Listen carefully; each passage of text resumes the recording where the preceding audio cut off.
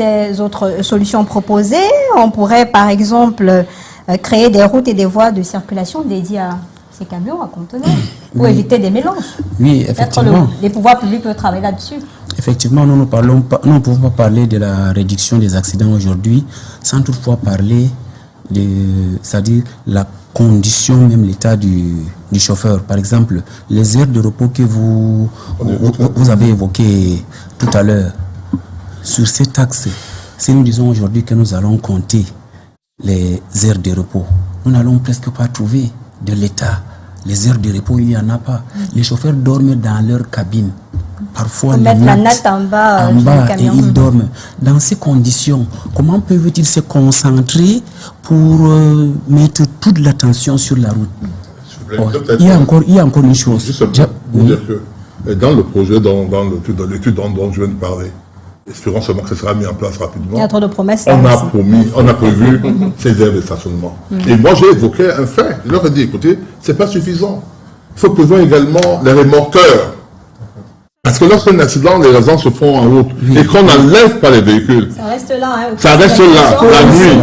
C'est les causes importantes. C'est-à-dire qu'il faut prévoir les remorqueurs. Avec ce système tout à l'heure, toujours le système numérique, avec les portables, les téléphones, dès qu'il y a un accident, on vient remorquer la voiture, on met sur une aire de dégagement, par exemple, en attendant que...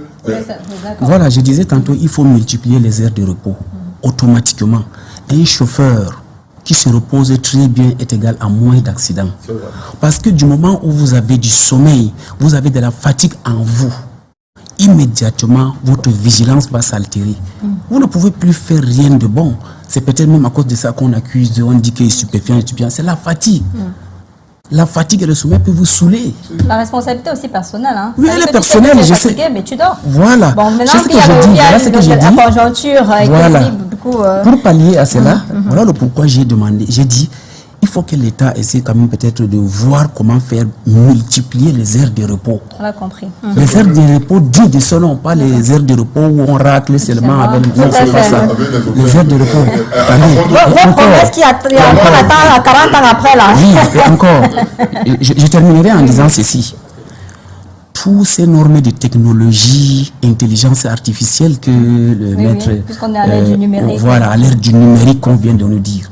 Nous cherchons à copier ailleurs pour adapter chez nous.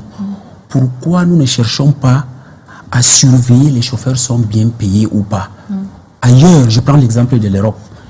Un chauffeur comme moi qui conduit le même camion que j'ai actuellement, il gagne de 1800 € à 3000 €.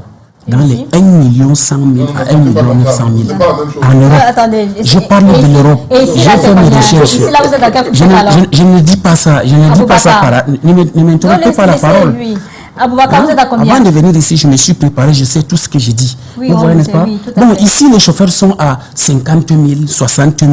Celui qui est bien payé est à 150 000. Dans cet état-là, imaginez-vous, je vais finir en disant ceci. Imaginez-vous un chauffeur, il est dans sa cabine. La farine est finie à la maison, le riz est fini. Madame appelle, elle dit que le corps de tel enfant est en train de chauffer. Comment ce chauffeur en route, comment il peut prêter l'attention? Tu peux te croiser avec lui, tu le fais les jeux de phare, il ne te reconnaît pas. Tout à fait. Et tu le salues, il ne répond pas. Oui, c'est vrai, hein, parce que les gens ont tellement de problèmes. Il faut que le chauffeur soit bien à l'aise. Et si l'État, dans toutes les choses, tout ce que l'État veut, cet État-là vise, applique et fait tout. Vous voyez, n'est-ce pas? Pourquoi du côté de celui-là qu'on accuse toujours, que l'État doit se tourner de ça, essayer de voir de toutes les manières pour rendre ces chauffeurs qui sont indexés à l'aise? Tout à fait.